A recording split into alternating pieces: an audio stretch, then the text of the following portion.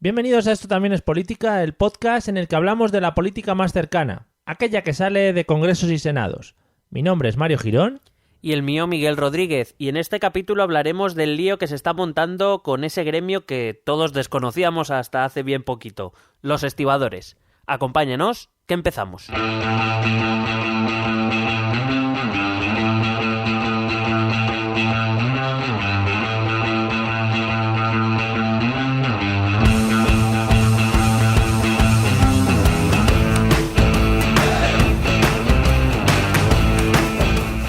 Hola amigos y amigas, bienvenidos al episodio número 33 de Esto también es política, el podcast sencillo, amable, a la par que... no se me ocurre otro adjetivo. ¿Qué tal, Miguel? Fallero. A la par que fallero, efectivamente. A partir de ahora ya tenemos un enlace fallero entre los componentes de este podcast y la gente. Será imborrable. Imborrable. Irrompible. Uh-huh. Joder, es que yo me he leído... Estaba esperando tu irrompible. Irrompible. Esta mañana me he leído... me suelo leer un libro de adjetivos y sinónimos. Y que vas por la página 2. Por la I. Sí.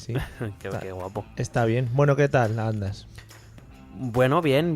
Esperaba que iba a venir peor de las fallas, pero bueno, creo que ahí hicimos un movimiento inteligente el sábado, sobre todo, que nos ha permitido estar aquí con nuestros oyentes. Nos salimos de lo que fue nuestros aliados, hicimos un grupo mixto, podríamos hablar. Sí, nos salimos del grupo principal, fuimos al grupo mixto y gracias a eso hemos sobrevivido. Efectivamente, esa ha sido nuestra estrategia fallera. Así que, amigos, ya sabéis, si tenéis que pedirnos experiencias o algo de ese estilo, podemos darlas.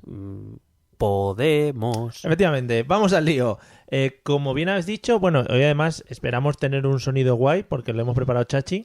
Esperemos, no liarla otra vez. Pedimos perdón nuevamente, sobre todo yo. ¿Has visto, He dicho sonido guay para no liarlas chachi. Guay y chachi. Fantástico. Yo qué sé, no sé qué decirte más. Effective Wonder. Guay. Bueno, me ha gustado mucho lo que has comentado, lo que se ha oído en la intro del tema que vamos a hablar hoy, porque vamos a hablar de un gremio, de un conjunto de trabajadores del que todos desconocíamos su existencia así de primeras, y creo que ha pasado ya esto un par de veces en España. Yo, que recuerde así de primeras, me llamó mucho la atención el conocer que había un gremio muy fuerte y muy potente y que la podían liar, que eran los... vaya, se me ha ido, lo tenía en la cabeza. Los controladores aéreos. Fue otro momento culmen en mi etapa como conocedor de gremios españoles. Sí, no, cuando suceden casos como estos, en los que se forma mucho ruido, descubres no solo trabajos que desconocías que existían, sino además en qué consiste, en el sentido de cuáles son las jornadas laborales, las condiciones, los salarios y tal, y estas cosas, que bueno, a mucha gente le cabrea. Sí. Más que nada suele ocurrir porque el cabreado suele tener un sueldo de mierda y unas condiciones lamentables, nos pasa al 80% de los españoles probablemente, pero sí es interesante saber estas historias. Y además, según estaba preparando, hay que decir que este episodio es petición, aunque ellos pidió una capsulita, pero es que esto en capsulita no nos cabía. No cabía. Petición de uno de nuestros telegramers, de Sergio Solís. Sergio R. Solís. La R es secreta. Por favor. Sí. Perdón. No sé, Ah, vale. Por favor, confírmenos si hay que decir la R o no. Pues eso, básicamente te enteras de cosas que están pasando a nuestro alrededor y de las cuales es que yo no tenía noticias. Yo he de reconocer, hombre, yo suponía que alguien cargaba y descargaba los barcos. Lo que no pensaba, por ejemplo, es que este sector fuera tan importante, por ejemplo, en la economía española. Entonces, todo esto, pues, oye, a nosotros nos sirve para conocer un poco de qué va esto y para indagar en la historia. Esto me ha servido a mí, he ido tirando de hilos yo me he quedado un poco flipaete con algunas cosillas. Picueter, como solemos decir. Sí. No sé si lo comentarás luego, pero este tipo de gremio... o alguno, o el que he comentado yo, son gremios que tienen una capacidad de presionar a la sociedad o al gobierno de una manera que el resto de trabajadores no pueden, ¿o? Evidentemente sí, le pasa, por ejemplo, a nivel de Madrid, que bueno, supongo que muchos de nuestros oyentes lo conocerán, y si no, pues aquí, por ejemplo, son los conductores de metro, también tienen como mucha fuerza, ¿no? Evidentemente, cuantos son sectores que afectan a digamos, núcleos que son importantes para los gobiernos o para las administraciones públicas, pues eso, los controladores aéreos, los aeropuertos. He de recordar que en la última crisis el gobierno militarizó los servicios, o sea, puso a soldados, a controladores aéreos militares Sí. en las torres aéreas. Los estibadores por las cargas y descargas de barcos, los conductores de metro porque toda la gente tiene que ir a trabajar. Si hay huelga de metro, pues claro, se forman más pifostios. Sí. Entonces, claro, hay sectores de trabajadores que tienen mucha más fuerza que otros, que hagan huelga pues, ¿qué te voy a decir yo? Los vendedores de ropa, Ya. no sé yo hasta qué punto puede presionar mucho al Bueno, gobierno. nos podría molestar, pero no creo que... No sé que a Rajoy se le manchen todas las camisas que tiene en su casa. Claro, entonces ahí en ese momento pues, Dirías un poquito. claro, y las tintorerías también pueden hacer. Claro, mucha presión. Claro. Bueno, pues nada, vamos a inmiscuirnos en el maravilloso mundo de los estibadores y a ver qué nos depara tu maravillosa investigación. Bueno, no sé si maravilloso, ahora Sí, ya lo vemos maravilloso, viendo. maravilloso. La primera pregunta que me he hecho, básica, que es la estiba, ¿no? Sí. ¿No? Que a lo mejor parece así tal. Bueno, básicamente la estiba es la manipulación de las cargas en los puertos, es decir, la carga y descarga de barcos y su traslado o bien desde los medios de transporte a los que llegan las cargas hasta los barcos o al revés, de los barcos a los medios de transporte para llevar todas esas mercancías a donde estén destinadas, al mercado, a una industria, a una compañía, a una administración pública, etcétera. Claro, al final los barcos vengan del país que vengan, vendrá todo mezclado, en plan Amazon, AliExpress, tal, y luego cada uno le tiene que dar salida Claro. para un lado. Claro, entonces esos barcos que llegan hay que descargarlos para ponerlos, digamos, en la línea hacia su destino. Y también se encargan de cargarlos. No es solo el proceso de cargarlos, sino es también de la colocación en sí, que puede parecer así como algo un poco etéreo, pero en realidad, claro, el cargar bien un barco con los pesos, con la colocación, etcétera, es importante porque el barco tiene que navegar, porque si no, Sí. claro, Leyes físicas, tonterías de la sí, vida. tonterías las justas.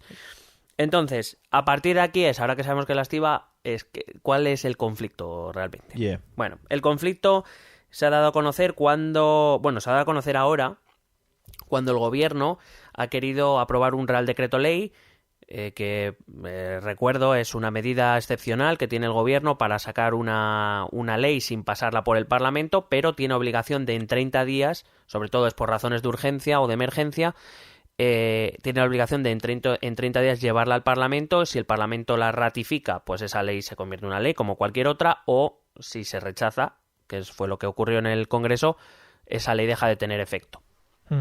Entonces, esto es cuando al gobierno le han entrado las prisas por aprobar este Real Decreto Ley, es cuando nos hemos entrado el conflicto, un conflicto que se remonta a hace muchos años, estoy hablando de muchos años, luego indagaremos más, pero digamos el punto de arranque es una sentencia del Tribunal de Justicia de la Unión Europea del 11 de diciembre de 2014, en la que la Unión Europea, el Tribunal de Justicia de la Unión Europea obliga a España a liberalizar el sector de los estibadores. ¿A España en exclusiva? O A sea, España en exclusiva. Vale. España me parece que es el único país que no tiene liberalizado este sector. Muy bien. Principalmente dice esta sentencia por dos motivos. Principio, por el modo de contratación que va en contra de la reglamentación europea. Sí. Y segundo, por el hermetismo del sector, que como luego veremos, lo que hace es impedir a trabajadores de otras naciones europeas trabajar en nuestro sector de la estiba. Algo que va en contra de los principios fundamentales de la Unión Europea, que recuerdo que tiene libertad de movimiento de personas también. Es decir, Sí. que yo puedo ir a trabajar a Polonia sin que nadie me tenga que pedir ningún papel. Igualmente un trabajador polaco puede venir aquí a España y si una empresa le contrata, pues... Otra cosa es que te dejen entrar también a Polonia a ti, como persona, Bueno, tú. O yo sea, ya he entrado, Polonia, ya he entrado. te hemos engañado, Polonia. Sí. Así, uno de por allá al lado entró en Polonia también haciendo unas cosas y luego se quedó, bueno, un señor así con bigote, ¿no? Sí, bueno, vale. Estaba pensando en Avilés ya, ¿sabes? Ah, no. Perdón por la broma interna. Bueno, el tema. Entonces se decide indagar de dónde... claro, tenemos que liberalizar el sector. Digo, bueno, pues vamos a ver cómo funciona nuestro sector. Entonces he empezado a tirar de los hilos y me he remontado hasta nuestros años 50. Sí. El hecho de que un sector del que estás hablando y sus normas o o leyes internas del que lo dirigen se remonten al año 50 ya dice mucho, ¿no? Sobre la organización del mismo. Sí, bueno, viene a decir primero que es un sector tradicionalmente fuerte, es decir, que nadie se ha atrevido a meterle mano en serio. Y segundo, pues eso, que viene a ser un sistema que aunque es con ciertas modificaciones, es un sistema principalmente como este sistema que se usaba en la España de los años 50, que por si acaso alguien no lo recuerda, teníamos un dictador por ahí. Sí, hablando de gente con bigotes. Claro. Y voz aflautada. Sí, muy bonita. Bueno, pues eso, el sistema, con algunas variaciones, proviene del franquismo, que esto me ha hecho mucha gracia diciendo, o sea, cuando oyes a ciertos políticos de Podemos, de PSOE, de Ciudadanos, bueno, sobre todo de Podemos y del PSOE, defender el sector de la estiba, que a lo mejor es que no saben que esto es un sistema franquista. Están defendiendo un sistema que además lo propuso un ministro que se llamaba Girón de Velasco. Hombre. Es un hombre que quien haya leído un poco sobre el franquismo lo conoce seguro. Es uno de los... así, una breve biografía. Es uno de los fundadores de las Hons, lo que luego se unirá con la Falange Española. Sí. Vamos, era más falangista que José Antonio y era más franquista que Franco, o sea, para que os hagáis una idea. Sí. Si habéis visto documentales de estos, sobre todo en la época, en el tardofranquismo, ya cuando el franquismo se empieza a relajar un poquito, tampoco no volvemos locos, sale siempre es muy típico en los documentales ver una declaración de ese hombre, sí, con una cara sapo, bigote, decir... No nos arrebatará la victoria. Y todo el mundo aplaudiéndole. Hombre, porque eso es muy bonito. Esa frase no se saca No. Está muy pensado. Vencimos y venceremos, muy típico. Por cierto, así dato histórico, anécdota, me voy a salir un poco del guión. Cuando el asesinato de Carrero... Sí. Se barajaron 3 opciones para el puesto de presidente del gobierno. Uno fue Arias Navarro, que fue el elegido. Sí. Otro fue Torcuato Fernández Miranda, un revisionista. Que es un nombre muy bonito, además. Torcuato siempre se ha movido mucho en la España. El Torcua. Sí. Y el tercero era este Girón de Velasco. Imaginaos si a Franco le da por elegir a este, ¿sabes? Ya, seguimos ahí a tope. Y la estiba pues sigue muy arribita. No, bueno. Eso sí. Bueno, Girón de Velasco era ministro de Trabajo cuando se impuso este sistema en los años 50. Y digamos que era un hombre... muy anticapitalista, muy proteccionista, muy españolista. Él decía que en ningún caso el Estado franquista debía aliarse con los Estados Unidos, algo que acababa de hacer, porque para salir de su aislacionismo internacional, pues gracias a Estados Unidos llegó a algún tipo de acuerdos y finalmente llegó a la ONU. Pero bueno, para que nos hagamos una idea de que ahora mismo, no sé quién decía, no sé qué periodista leí, que decía que, bueno, más o menos defendía algunas ideas no tan diferenciadas de Podemos, de este tipo de proteger, de cerrar fronteras, de proteger al trabajador, etcétera. Girón de Velasco era muy de esto. Era proto-Podemos, o sea, el inicio. Bueno, esto no va a sentar bien, ya te lo voy avisando. No nos calentemos. Sí. Bueno, pues este hombre lo que construyó fue un sistema a través de lo que él llamó organizaciones de trabajo portuario, OTPs, ¿vale? Pues a partir de ahora voy a hablar de OTPs. ¿Qué son estas OTPs? En cada puerto existe una OTP. En esta OTP hay una bolsa, digamos, un registro de estibadores. Sí. Entonces, cuando alguien venía al puerto o alguien quería sacar cosas desde el puerto, había que cargar los barcos, estas empresas solo podían contratar a los trabajadores que estuvieran registrados, perdón por el golpe, en esta OTP. Sí. ¿Vale? Claro, al final lo que hace eso es que una poca gente controle las entradas y salidas de trabajadores, etcétera, etcétera, ¿no? Claro, era una especie, digamos, de empresa de trabajo temporal, por decirlo de algún modo, en la que, pues eso, tiene un número de trabajadores inscritos y cuando llegaban los barcos al puerto, cuando había que cargar un barco, pues cogían la lista, cogían a los trabajadores que fueran necesarios de esa lista y nadie que estuviera fuera podía trabajar.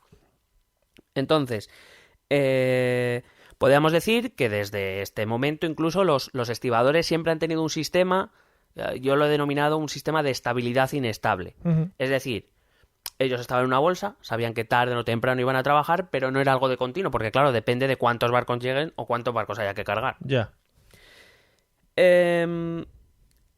Entonces, el empresario, cuando, digamos, llegaba con un barco con lo que había pedido o que quería cargar, pues al principio de este sistema dado que España estaba como estaba, estamos hablando prácticamente de poco después de la posguerra, los salarios eran los que eran, con lo cual digamos que un empresario, hombre, no le gustaba, pero bueno, eran costes que podía asumir. Al fin y al cabo, luego estos costes se suman al total y quien lo paga es quien lo paga, que somos siempre los consumidores finales. Claro.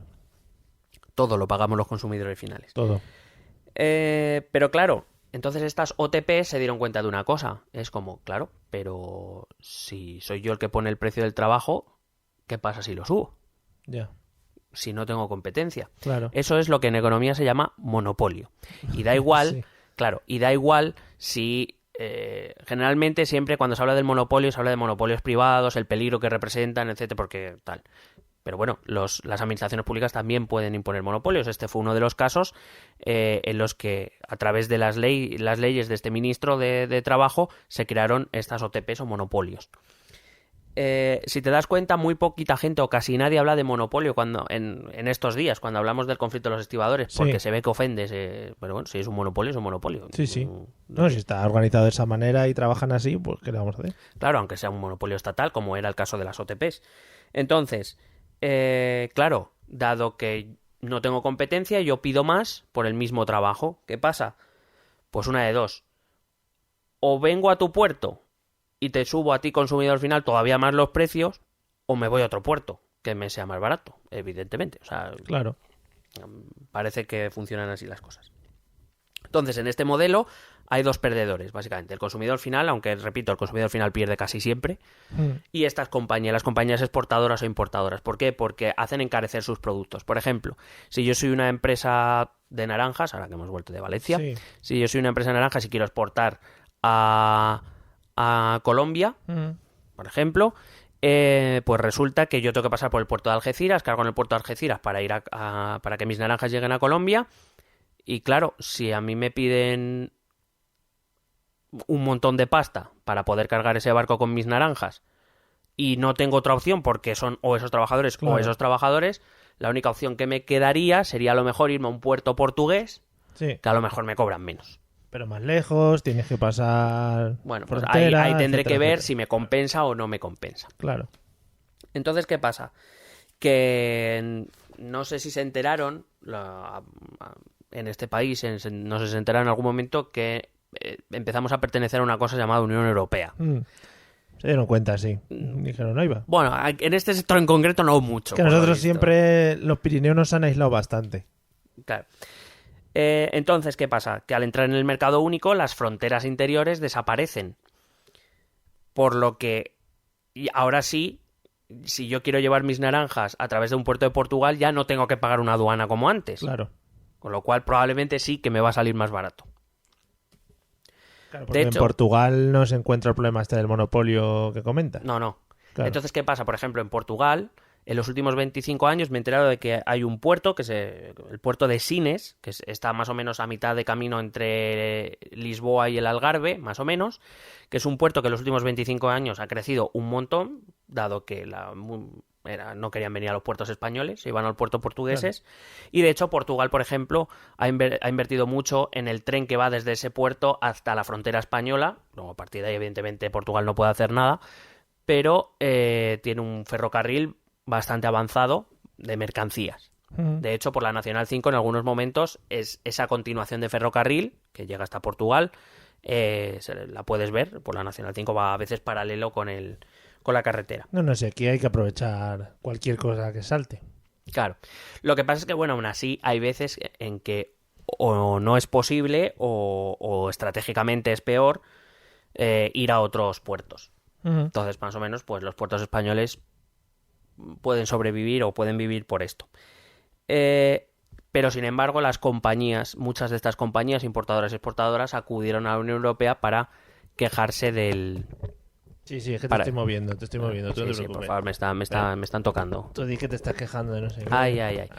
Digo que estas compañías exportadoras e importadoras, pues evidentemente elevaron una queja a la Unión Europea diciendo que esto iba contrario al mercado único y a las condiciones del mercado único que impone la Unión Europea. Claro. Es decir, no puede ser que las compañías, por ejemplo, no pueden contratar a sus propios estibadores, tienen que ser los que los puertos españoles digan. Claro, digo yo, quizá muchos países de Centro Europa pues podrían, si no tuviésemos este rollo, o se plantearían utilizar los puertos españoles para exportar, por ejemplo, a Sudamérica o a América o lo que fuese. Claro, desde el punto de vista económico, puramente económico, es beneficioso. Pero luego está la contraparte, que son los estibadores de los que vamos a hablar ahora. Sí. Entonces, el sistema actual es heredero de estas OTPs de las que hemos hablado. Actualmente, en vez de OTP, se llaman SAGEP, ¿vale? Que son las siglas de Sociedades Anónimas de Gestión de Estibadores Portuarios. Muy bien buscado el nombre. ¿Has visto? Joder. Que son básicamente lo mismo. Es decir, cada puerto tiene su propia bolsa de trabajo con los estibadores. Actualmente, bueno, ahora hablaré de ello, con un número restringido de trabajadores. Y si tú, por ejemplo, quieres descargar, por poner un ejemplo, en el puerto de Algeciras, que por cierto es el segundo más grande de Europa, sí. Si tú quieres descargar tu barco en el puerto de Algeciras, tú tienes como compañía que ser inversora en esta SAGEP. Tienes que poner pasta en esta SAGEP. Y además solo puedes contratar a su personal. Sí. Si no, tú no puedes descargar ahí. Y te atienes a lo que te cobren ellos, claro. Efectivamente. Entonces, claro, la Unión Europea empezó a dar avisos. Desde 2011 ya empezó a dar avisos, Vale. hasta que en 2014 el Tribunal de Justicia de la Unión Europea dio esta sentencia en la que obligaba ya a España a liberalizar el sector. ¿Con multa de por medio? Con multa de por medio. También hablaremos de la multa. Vale. Entonces, a raíz de esta explicación histórica, que me ha parecido oportuno traer, Muy oportuno. pues me he hecho varias preguntas a las que he intentado dar respuesta. Primero, ¿cuántos estibadores hay? Bueno, he visto varias fuentes, algunas varían, pero la mayoría me dan que existen 6.156 estibadores. Joder. Concretamente. No, joder, ¿no? Pues admira muy bien las fuentes. Digo, Sí. igual ha hecho una media entre todas. No. La mayor parte que he leído son 6.156, alguna he leído 6.127, 6.140 y no sé cuánto, pero vamos, Depende del día, fluctúa. debe ser. Entonces, como digo, su método de trabajo es el siguiente. Vamos a poner, por ejemplo, que tú y yo trabajamos somos estibadores del puerto de Algeciras, que me ha gustado. Sí, además tenemos mucha pinta de gaditanos. Sí. Tú ahora es bastante. Sí, hombre. ¡Ay! Entonces, Sí, venga. Un saludo para los gaditanos estereotipados desde este podcast. Gracias. venga. Bueno, total, que tú y yo somos estibadores del puerto de Algeciras. Sí. Y en el puerto de Algeciras hay, me parece que en torno a los 1.500 estibadores. Entonces, vamos a poner que hay una lista del 1 al 1.500 y tú y yo somos tú el 1 y yo el 2. Oh, yeah. Vale. Somos grandes estibadores. Hombre, por favor. Entonces, Porque eso, perdona, bueno, hablando del tema de la lista, sí existe una lista. bueno, no sé si así, Bueno, digo, pero esto pero para explicarlo. Que habrá rangos por experiencia y por años. Sinceramente lo desconozco, pero Ya. según el sistema de trabajo como lo he leído, en principio no parece necesario. Vale. Entonces, la cuestión es, tú eres el 1 y yo soy el 2. Llega un barco. Y para descargar ese barco se necesitan 12 estibadores. Ujú. Cogemos la lista, tú eres el 1, tú eres el 2. Del 1 al 12 entramos. Oh, yeah. Descargamos ese barco. Cobramos. Sí. Siguen llegando barcos. El siguiente barco, se necesitan 12 estibadores. Tú y yo no vamos. Van vale. del 13 al 24. Vale, tiene sentido. Tú y yo no volvemos a trabajar hasta que los 1.500 no hayan trabajado un jornal. Cuando el 1.500 se vuelve a empezar la lista, tú serás el siguiente y yo... Es decir, un estibador no puede volver a trabajar hasta que el resto de su estiba no haya trabajado. Sí. Nosotros cobramos por jornal, es decir, por día que trabajamos. Mm.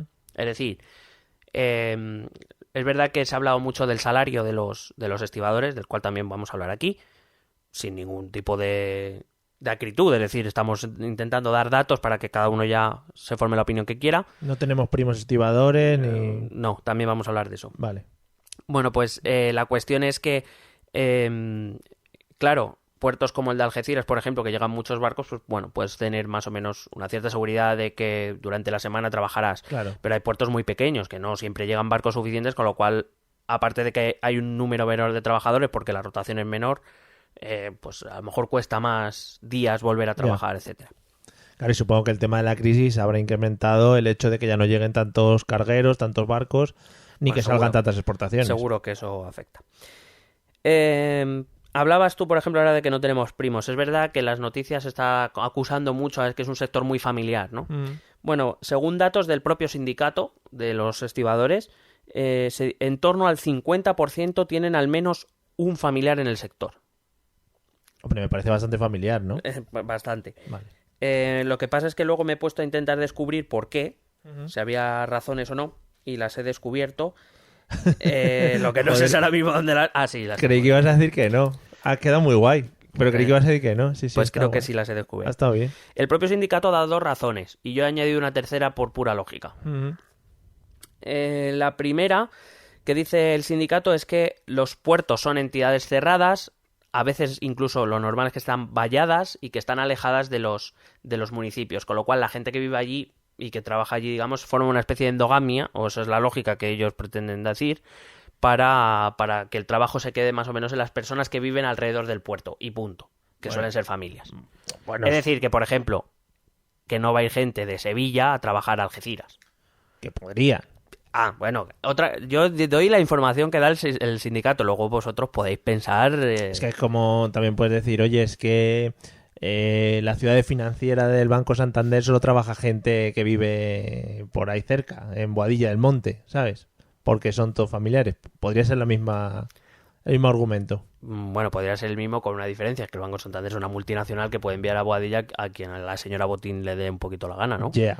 Quiero decir, pero tienden a presentarlo como si fuera poco menos que una empresa familiar. No lo es, evidentemente, pero es como, bueno, es que trabajamos los del puerto y los de alrededores, que somos familias, que no... Vale. Se han ido cruzando entre ellos también. Sí, un poco a lo Borbón. Ya no nos va a escuchar ningún Borbón, joder. Pero ¿por qué no? Vamos a ver, todas las... que Se me sabe, llega, ¿no? que me llega que un miembro de una cualquier familia real que diga que no se han cruzado entre ellos. Vamos a ver. Good morning, politicers. Perdona que haya interrumpido el capítulo, pero es que te tengo que contar algo que, hombre, a nosotros nos importa un poco.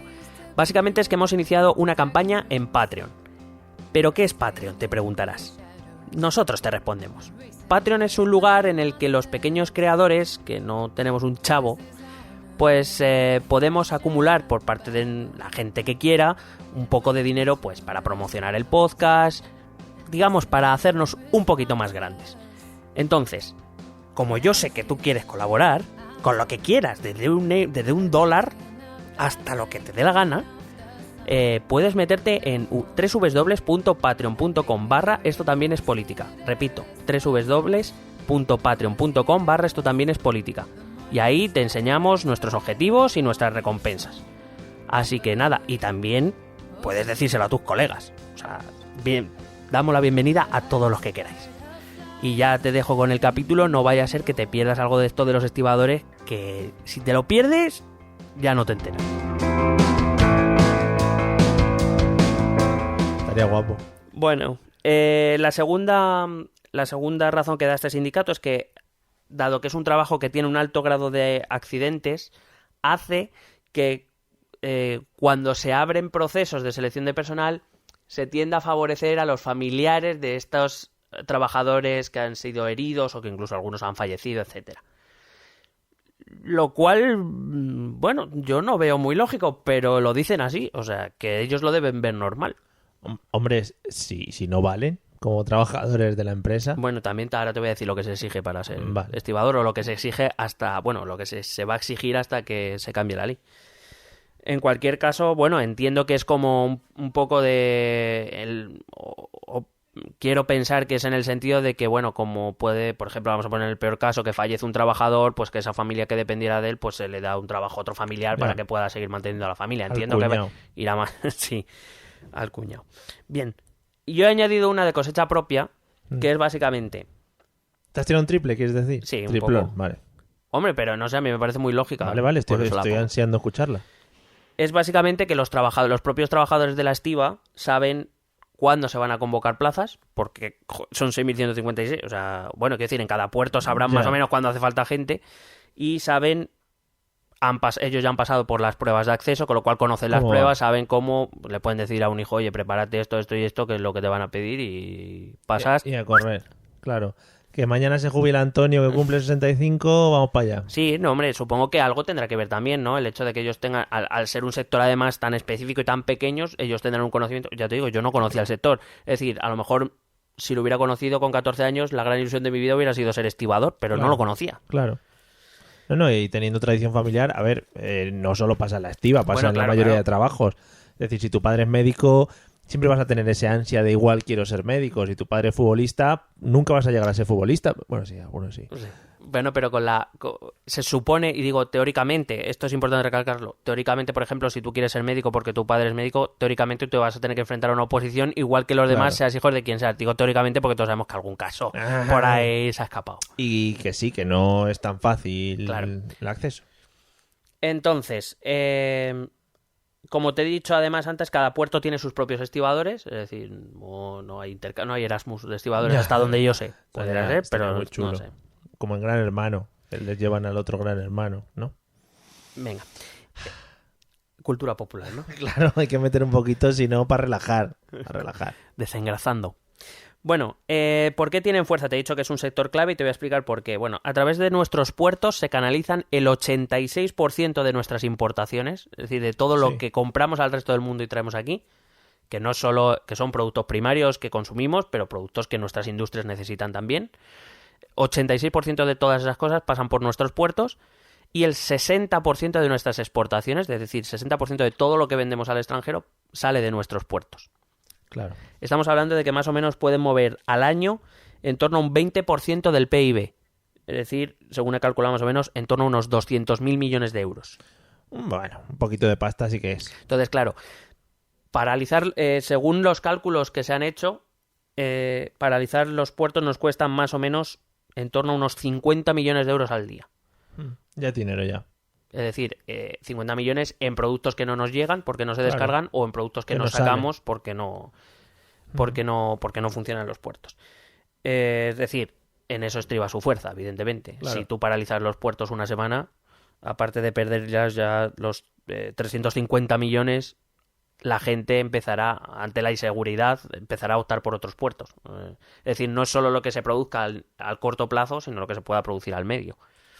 Yo no entiendo mucho de esto y siempre me ha llamado mucho la atención, como ya te comentaba al principio, este tipo de paralizaciones o no está bien regulado o no se hace bien o no entiendo que se pueda paralizar algo tan grande de una manera tan fácil. Bueno, ahora hablaremos sobre el derecho a huelga. Vale. Se ha hablado mucho también en los medios de comunicación sobre cuánto cobran los estibadores. Ujú. Y aquí me parece acojonante la falta de transparencia, la falta de información. Es de lo primero que se habla normalmente en este... Claro, Pasaba lo mismo con los controladores aéreos. entonces habrá una diferencia, sabrás de qué lado es uno o de qué lado es otro según Claro. hable de este tema. Claro, claro. No porque tengamos datos fiables, porque podemos hablar... Esto es como cuando hay una manifestación y dice... Según la policía. 300.000 asistentes según el organizador, 20 según la COPE. Sí, sí. Sí, o según Federico, que O sea, los va a contar. O Herman Terz, están ahí. Bueno, pues esto más o menos es lo mismo. La patronal dice que de media un estibador cobra unos 70.000 euros al año, alcanzando algunos los 100.000 euros al año. Hombre, ya es dinero. Eso dice la patronal. Sí. ¿Qué dicen los sindicatos? Los sindicatos dicen que la media son de 30.000 euros. Joder. Pero ¿y tanta diferencia? Claro, bueno, pues ahí está. Bueno, a ver. Lo que sí dice, perdón, aparte de que ahora vas a decir que, hombre, 30.000 euros ya es dinero. También. El sindicato dice que algunos es verdad que cobran más de esa cantidad porque, claro, cuando toca trabajar de noche se paga la nocturnidad. Cuando toca, por lo que sea, hay mucha afluencia o picos de llegada de barcos o de salida de barcos, la gente engancha turnos, con lo Ya. cual a partir de, por ejemplo, si los turnos son de 6 horas, por cierto, las jornadas son de 6 horas, si te toca enganchar otra, esa segunda se paga más, porque Claro. se cuenta con que existe mayor riesgo al estar Sí. más cansado, etcétera, etcétera. O sea que en eso explica que haya estibadores que cobren más de esa cantidad, pero que la media está en torno a los 30.000 euros al año. Que te iba a decir que si están sacando la media es que igual hay algunos que cobran 500.000 y otros cobran 10.000. Claro, claro. Y de ahí sale la media. Claro, de hecho, por ejemplo, aunque es raro, hay alguna vez que se precisa contratar estibadores porque sobrepasa los 6.156 Sí. que hay, es necesario contratar a alguien más. Estos están cobrando más o menos en torno a unos 1.200 al mes. O sea, quiero decir, un sueldo que podemos... Sí, normal. Pero decía el sindicato que dependiendo del mes, pues que un estibador podía cobrar 1.800 euros o si había mucho trabajo podía llegar a los 4.000. Bueno, Pero que ellos, claro, dependían de la carga cantidad de trabajo que tengan. Obvio, contando con lo que has comentado al principio de las rotaciones, etcétera, etcétera. Claro, cuando hay mucho trabajo, la rotación es muy rápida. Trabajas muchos días seguidos, muchos jornales que se te acumulan y los cobran. Pero si hay una época de poco trabajo, pues a lo mejor trabajas después de 30 días, a lo mejor trabajas 15. Claro. Bueno, ¿qué formación se necesita para ser estibador? Por favor. Bueno, Voy a apuntar. una titulación de FP grado 2 o equivalente Yeah. y el carnet de conducir de camión, C1. Ya está. Muy bien. No sé si vas a hablar ahora. ¿No hay pruebas de entrada o algo? Sí, espérate. Vale. Eso es lo que se precisa. Sí. Luego, cuando se abre el concurso, si es que existen plazas libres, que si no me equivoco, por ejemplo, en Algeciras no se abre, la última se abrió en 2013, pero hay puertos que no han abierto desde 2009. Sí. Se hace un test psicotécnico, que todos sabemos cómo funciona, todos los conductores al menos sabemos cómo funcionan. Ahí te iba a decir que el mío, madre mía. Bueno, todos los conductores, todos los que tienen licencia de armas. Ahí. Vale, sabemos. Y un examen de cultura general. Que esto es como el hacerles un examen de ortografía a la Policía Nacional, pero un examen de ortografía que no aprobaría ni yo qué sé, ni un académico de la RAE. De un virato. Cultura general, así, ¿de qué te cuentas? Es que no he encontrado más, solo en examen de cultura general, pues que te preguntará, yo qué sé, cuál es el río que pasa por Sevilla, o algo de eso. Si un tren sale de no sé dónde a una velocidad, eso no es cultura general. No jodas. O sea, son matemáticas ya avanzadas. Se calcula que de todas los concursos que se han abierto para entrar a la estiba, suele entrar una media de un 3% de los solicitantes, es decir, 3 de cada 100. Como la tasa de reposición, además ya te digo, hay puertos que no han abierto en 6-7 años, no han abierto concurso, Claro. con lo cual... Claro, ser tan poca gente, no se jubilan, la gente no se va. Claro. Normalmente si entras a un trabajo de esos es porque quieres estar ahí toda la vida. Claro, además, se supone que si tú pasas las pruebas de acceso, empiezas un periodo de prácticas que dependiendo del caso puede durar entre 6 meses y 2 años, según he leído, y que normalmente el 95% se acaban quedando allí, porque claro, si no que hay... te tienes que, escupir a tu gerente o a cómo se llame. Sí, A tu jefe. al que mande. Y punto. Al ese. Bueno, otra pregunta. ¿Por qué han rechazado el Real Decreto del Gobierno? Bueno, para empezar, ¿qué ofrecía el Gobierno? El Gobierno ofrecía prejubilaciones desde los 50 años y jubilaciones a los 55 con el 70% del salario. Bueno, esto cada uno tendría que hacer sus números. Ya. Segundo, se comprometía... Fomentaría el tema de las rotaciones, ¿no? Que entrase más gente a trabajar. Claro, a si ver. jubilas antes. Claro, básicamente es que al liberalizar el sector, ya cada compañía podría elegir a sus propios estibadores. Vale. Con lo cual, lo que se espera es que algunos vayan a la calle un poco. Vale. ¿No? Los que no trabajan. Claro. Vale. Entonces, digamos que para paliar esos posibles despidos, pues se prejubilaría o jubilaría a los trabajadores que cumplieran esos requisitos, pues para que no se queden en bragas, vaya. También tenía un compromiso de mantener... Bueno, la Unión Europea lo que pide es destruir estas AG. Pues estas AG tiene que desaparecer y que cada empresa... Y luego ya que las empresas se organicen. Bueno, lo que decía es que iba a mantener durante 3 años estas AG a modo de empresa que subroga a esos trabajadores y que se comprometía a mantener el 75% de los trabajadores el primer año, el 50% el segundo y el 25% el tercero, digamos, para mantener una cuota de trabajadores actuales dentro del sistema los próximos 3 años, esperando que el resto pues fueran contratados por las nuevas empresas. Tú sigue hablando, que yo me voy a mover a hacer unos asuntos. Venga. Que te vas a preparar para el psicotécnico, ¿no? Sí, voy a empezar a mirar los libros. Bueno, también se supone que a partir de entonces iba a obligar a poseer un título de FP específico, va a crear un título de FP específico para poder acceder a la estiba. Por cierto, los despidos probables los pagaríamos nosotros, no sé si esto... Quiero decir, los paga el Estado en su mayoría. Estoy a punto de matarme, es lo que pasa. Vale, ya estoy. Te iba a hacer una pregunta con respecto a esto. Dígame. ¿Tiene mucho sentido, o me parece a mí que tiene mucho sentido, que la gente estudie algo relativo a la estiba cuando va a entrar a trabajar ahí, ¿no? ¿Cómo hacemos todos con el trabajo al que nos vamos a dedicar? Claro, el problema está en que la estiba no tiene consideración ni de trabajo de baja cualificación, en tanto en cuanto, oye, mucha gente puede pensar que es cargar y descargar. Bueno. Pero tampoco es de alta cualificación, cuando, por ejemplo, pues eso incluye que tú un barco no lo puedes cargar de cualquier manera. Cuando está llevando containers y mercancías que pesan toneladas en un barco, claro, tienes que hacerlo de tal manera que se produzca el equilibrio suficiente como para que ese barco pueda navegar sin hundirse. Que parece que es tontería, pero yo qué sé, quiero decir, es un Tetris real. Con posibles consecuencias catastróficas si no te llega el palitroque largo, que es lo que nos ha pasado a todos, nos han eliminado la mayoría de las partidas. Joder, qué bueno, eso es un paralelismo buenísimo. Bueno, que ya digo, tiene temas físicos, temas de trabajo, cómo colocar las cosas, etcétera, etcétera. Vale. Y que luego aparte, o sea, en contra los estibadores decían que el cambio suponía un despidos encubiertos, es decir, liberalizar el sector para despedir a personal, y que el nuevo sistema de contratación lo que haría sería rebajar los salarios, y ellos estaban defendiendo sus salarios, lo cual, bueno, como trabajador es comprensible, sí. Yo quiero defender lo mío, evidentemente, y cuanto mejor me paguen, mejor. Lo de las multas, muy rápido. La sentencia de 2014 impuso una sanción de 27.522 euros diarios, lo que, mientras persista la inflación, dado que persiste a día de hoy, ahora mismo está paralizada porque se suponía que el gobierno iba a sacar el Real Decreto, a día de hoy eso se traduce en casi 23 millones de euros de multa. Muy bien.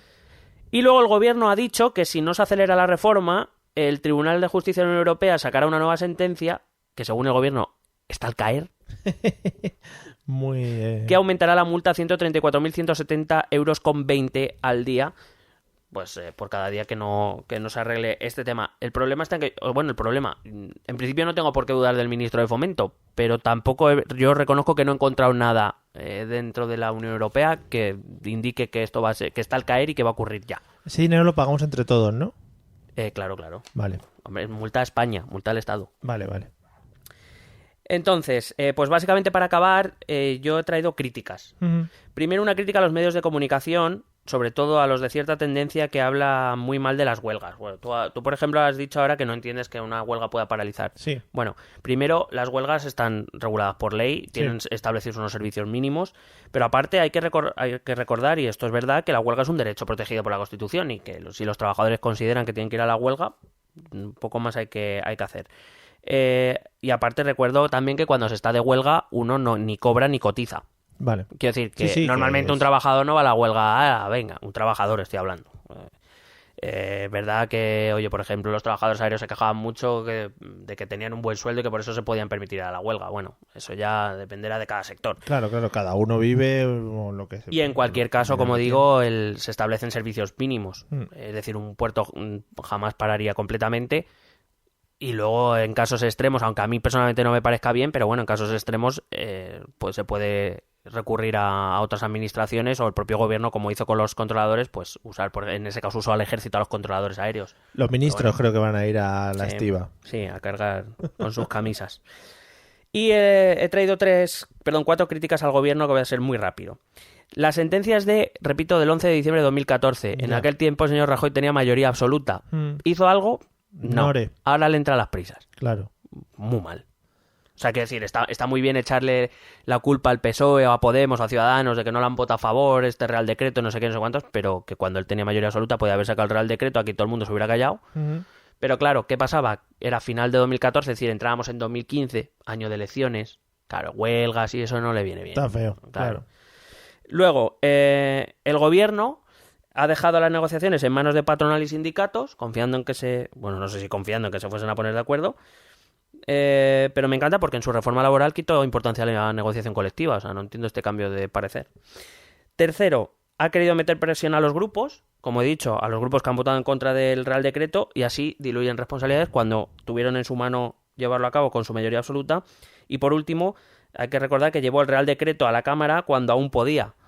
O sea, tenía 12 días más todavía para llevarlo, decidió llevarlo el 15, me parece que fue el pasado 15 o 16 de marzo, sabiendo que la tenía perdida, podía haber apurado 12 días más, negociando más con los estibadores o mejorando la negociación en la oferta de los estibadores o negociando con los grupos políticos, decidió no hacerlo, decidió llevarlo para mostrarle al mundo que qué malos son los demás. Y me parece que el gobierno aquí sí que tiene una responsabilidad grande y que igual que que evidentemente yo en eso es así. O sea, tenemos que transponer una ley europea porque no tenemos más narices. Claro. Eso es así. Uh-huh. Eso hay que reconocerlo. El gobierno en eso tiene razón. Sí. También digo que el gobierno no creo que haya actuado... También es verdad que hay otras sentencias que no le interesan tanto y que siguen sin transponer. O sea, que esto es un poco interesante. Lo que me puede interesa... pasar lo mismo para dentro de un tiempecillo. Claro, hay por ejemplo, sentencias por ejemplo, que hablan de, por ponerte un caso rápido, de que un trabajador no puede ser despedido. Un trabajador no puede ser despedido mientras está de baja. Que bueno, aquí todavía no está incluido en el Estatuto de los Trabajadores, por ejemplo. Bueno, pues es una de las frases que dice todo el mundo habitualmente. Sí, pero no está en nuestro Estatuto de los Trabajadores. Un día habría que hablar de esas cosas, tema de despidos, bajas y diferentes... Generalmente estos despidos son echados para atrás por los jueces, sí, pero no está en el Estatuto de los Trabajadores. Ya. Que te iba a hacer una pregunta, porque a raíz del el Real Decreto este que hemos comentado, han hablado mucho los partidos políticos y ha hablado el gobierno sobre este tema.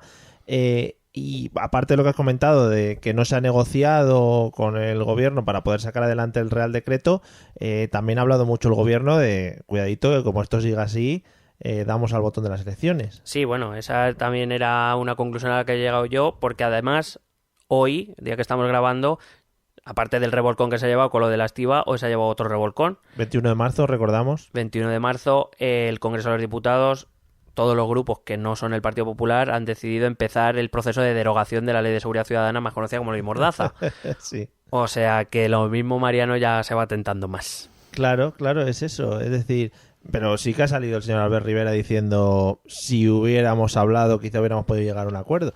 ¿Puede ser que lo hayan hecho en plan castigo por haber pasado sin ellos? Sinceramente, la actuación de Ciudadanos tampoco la entiendo mucho y no me gusta, personalmente, en un partido político. Ciudadanos decidió abstenerse, por ejemplo, lo de la estiba, vino a decir que porque sabía que iban a perder la votación. Es como, no, pero te lo comes tú el marrón. Ya. Que quiero decir, es lógico en el sentido de que no estás en el gobierno, puedes hacerlo, pero por otro lado se supone que tú tienes un acuerdo de gobierno. Claro. Entonces, bueno, estas actuaciones que no he entendido muy bien. Supongo que será un castigo o un intento de desmarcarse oliéndose que... Claro, de decir, oye, que sí que estamos con estos, pero que igual no podemos acercar a vosotros en otro momento dado. Claro, entonces, por ejemplo, ya ha dejado caer que quiere sacar la comisión de investigación sobre Bárcenas sin el PP, con Podemos y con el PSOE, básicamente. Bueno, también es verdad que son actuaciones... Por ejemplo, los 6 puntos famosos no se están cumpliendo y a día de hoy siguen siendo en teoría socio de gobierno. O sea, claro, que, digamos, Ciudadanos está en una posición bastante inestable que, bueno, dependiendo del caso, pues utiliza una calle o la otra. ¿Y la solución más fácil para el gobierno del PP no sería empezar a negociar todas estas cosas antes de ir amenazando con que vamos a ir a elecciones? Hombre, quiero decir, yo entiendo que en una democracia así debiera ser. Es decir, no tienes mayoría suficiente, tienes que negociar. Pero... Bueno. Entre que es verdad que a lo mejor... Bueno, hay que decir que de momento el Partido Socialista sí que está dando algunos pasos. Dijo que el PSOE dijo que se comprometía a aprobar el Real Decreto si sindicatos y la patronal llegaban a un acuerdo, si no, no. Quiero decir, dentro de lo que cabe, bueno, el PSOE está dando algún pasito, le deja alguna puerta abierta. Pero bueno, es verdad que el PP, ya lo dijimos en su momento, el Partido Popular ha estado 4 años sin hablar con nadie, pues ahora no les resultará fácil. Claro, les da vergüenza, ¿no? Es claro, como cuando llevas mucho tiempo sin hablar con unas personas, luego ya entrar, se te olvida el nombre incluso. Claro, y lo dices así bajito como que si quieren negociar. Sí, bueno, destaquemos también que el señor Íñigo Rejón también se abstuvo en la votación. Ay, Íñigo. Que tú dices que fue equivocación. Se le ve el plumer. Se le ve el plumer. Ay, amigo. Igual da el salto a Ciudadanos dentro de nada. Está ahí, a puntito, depende. Si gana Pedro, se irá con Pedro. Y otra cosita rápida. ¿Puede ser que el Real Decreto este se apruebe próximamente? Este Real Decreto ya está muerto. Bueno, tendrá que sacar otro y ver. Sí, bueno, o sea, en principio, si el sindicato de estibadores y la patronal llegan a un acuerdo, el PSOE dijo que aprobaba el Real Decreto. El problema es que ese acuerdo de momento no se ha cumplido, entonces habrá que ver si el gobierno hace otra oferta para, digamos, paliar el miedo de los estibadores o si se llega a algún tipo de compromiso o no. En principio el Partido Popular solo necesita el PSOE. O sea, pues nada, esperemos que no se caliente mucho la Unión Europea Dime. ¿Me dejas corregirme una cosa que me acabo de acordar? Sí, hombre. Es que ahora mismo no estoy... Creo que he puesto mal el ejemplo, el de que no se puede despedir a alguien estando de baja. Sí. Ese creo que a los 3 años de la sentencia ya lo metió en el Estatuto de los Trabajadores. Vale. Lo que está sin meter es que un trabajador temporal, que sin embargo ha estado durante varias rotaciones en la misma empresa, después de tres contratos o de 3 años, una sentencia del Tribunal de la Unión Europea dice que tiene que cobrar hasta los 20 días que cobra cualquier trabajador fijo. Sí. Eso es lo que nos atrapa. O sea, aquí de momento un trabajador temporal sigue cobrando una puta mierda si le despiden. Tú tranquilo que las hostias ya te las vas a llevar, porque la gente antes de escucharlo va a decir, ¡ah, lo ha dicho este tío de la baja ahora! Ya, pero En fin. he puesto este spoiler al final. Es verdad. Pues nada, ya digo, espero que no se caliente mucho la Unión Europea y no nos venga a dar capones. Palabras políticas, jurídicas, complejas. Está al caer. Amigos, que viene, que viene. Ministro de Fomento, Gobierno de España. Está al caer. Vamos a escuchar los métodos de contacto para que nos podáis mandar cosas, dudas o cualquier dibujo hecho a mano. ¿Quieres preguntarnos algo? ¿Proponernos algún tema? ¿Exponernos tu opinión? Ponte en contacto con nosotros. Es muy fácil. Envíanos un correo electrónico a esta dirección. Esto también es política@gmail.com. También puedes escribirnos en nuestra página de Facebook, Esto también es política, o en nuestra cuenta de Twitter, @etepolítica. O si lo prefieres, visita nuestro blog, estotambiénespolítica.wordpress.com. Recuerda que puedes suscribirte a nuestro canal de YouTube. Y si quieres charlar con nosotros directamente, únete a nuestro grupo de Telegram. Busca el enlace en nuestras redes sociales. Porque tú también formas parte de Esto también es política.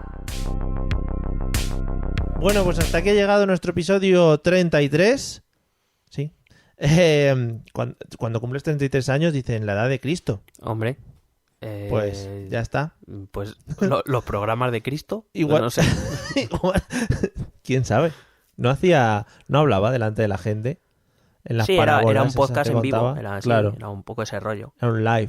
Sí, ¿no? y como había tanta gente, pues los del medio se lo decían a los de atrás y así Claro, eran eso era las ondas de el entonces. podcasting de entonces. Sí, es verdad. Pues nada, Cristo nuestro referente. Ujú, pues ya está. Lo hemos querido hacer siempre para ser más famosos que Jesucristo. Cristo nace cada Amigos, día. hasta aquí hemos llegado en el episodio de hoy. Esperamos que os haya gustado y que os haya quedado más claro el tema de la estiba, porque es un tema que va a traer cola de aquí en adelante. Espero. Traer cola es una frase que siempre me hace gracia. Vale, pues está al caer entonces la cola. Gobierno de España. Nos vemos en el episodio 34. Chao. Chao, besete.